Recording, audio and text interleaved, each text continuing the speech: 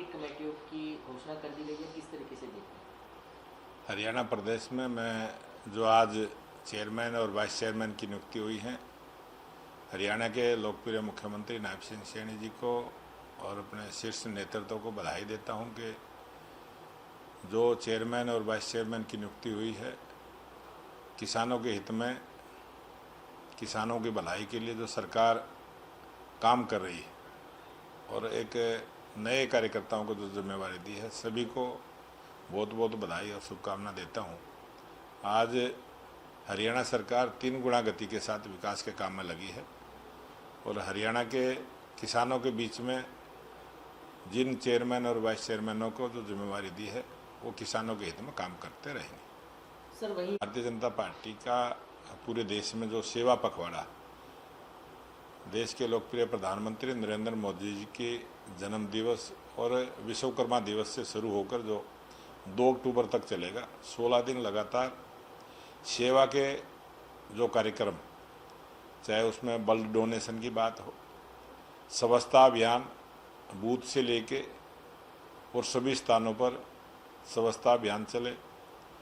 पूरे देश के अंदर जहाँ भी पेड़ की आवश्यकता है वहाँ नए पेड़ लगाने का काम, और सभी लोगों का एनजीओज के माध्यम से, भारतीय जनता पार्टी के कार्यकर्ताओं के माध्यम से स्वास्थ्य जांच कराकर उनका इलाज, फ्री इलाज कराने की योजना, और जितने भी दिव्यांग लोग हैं उन सबको भी, चाहे चश्मा वितरण का कार्यक्रम हो, चाहे सुनने के लिए मशीन का हो, या कोई भी अंग बदलाव की किसी को आवश्यकता है, तो इस प्रकार से दिव्यांग सम्मेलन भी होंगे। और प्रबुद्ध जनों के साथ संवाद करते हुए जो केंद्र सरकार लगातार 11 वर्षों से काम कर रही है, जो हरियाणा सरकार लगातार 11 वर्षों से काम कर रही है, उन सब कार्यक्रमों की भी, उन सब योजनाओं का लाभ जनता में जाके चर्चा करने वाले हैं। और कल 25 तारीख को पंडित दीनदयाल उपाध्याय जी की जयंती का अवसर है और हरियाणा प्रदेश में कल से लाडो लक्ष्मी योजना की जो शुरुआत प्रदेश के लोकप्रिय मुख्यमंत्री नायब सिंह सैनी जी की सरकार ने, कल से पोर्टल खुलेगा और हरियाणा दिवस से सभी 23 वर्ष से 60 वर्ष की बहनों को ये लाडो लक्ष्मी योजना का लाभ 2100 रुपये प्रति महीना मिलेगा। एक बहुत अच्छी शुरुआत हो रही है। और जिस प्रकार से दीनदयाल उपाध्याय जी ने जो अंत्योदय की सरकार का मंत्र दिया है और लगातार भारतीय जनता पार्टी की सरकार अंतिम व्यक्ति के उदय में जो लगी है, उसकी भलाई के, गरीब कल्याण की योजनाओं को जो गरीब के घर तक पहुंचाने का काम किया है, प्रत्येक बूथ पर हमारे कार्यक्रम रहेंगे और भारतीय जनता पार्टी के सभी कार्यकर्ता सभी शहीदों की प्रतिमाएं, महापुरुषों की प्रतिमाएं, उन सब पर माल्यार्पण भी करेंगे और उनके परिवारों को भी सम्मानित करने का काम करेंगे। और 2 अक्टूबर को जहां राष्ट्रपिता महात्मा गांधी जी को याद करेंगे, वहीं पूर्व प्रधानमंत्री लाल बहादुर शास्त्री जी को भी पुष्पांजलि अर्पित करते हुए जनता के बीच में उनको विचार को लेके जाएंगे। किस तरीके से देखते हैं इस बात?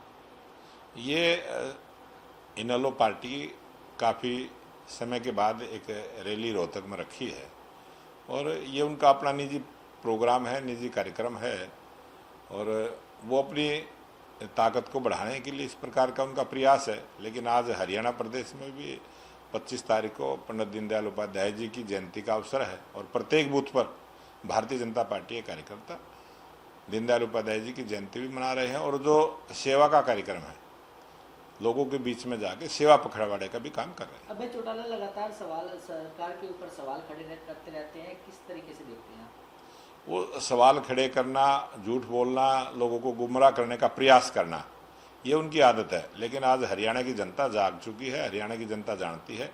कि भारतीय जनता पार्टी उनकी सच्ची हितैषी है, उनके हितों की रक्षा करने वाली